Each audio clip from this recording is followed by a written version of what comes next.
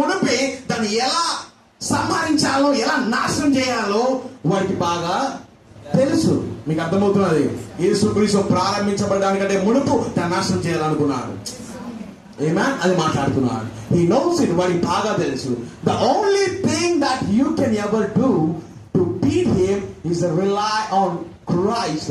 కానీ నువ్వు వాడిని జయించాలి అంటే, నువ్వు వాడిని కొట్టాలి అంటే, నువ్వు వాడిని జయించాలి అంటే ఒకటి మార్గం is rely on Christ. క్రీస్తు మీద ఆధారపడుట.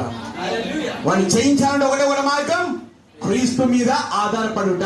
And humble yourself. నిన్ను నీవు తగ్గించుకొనుట.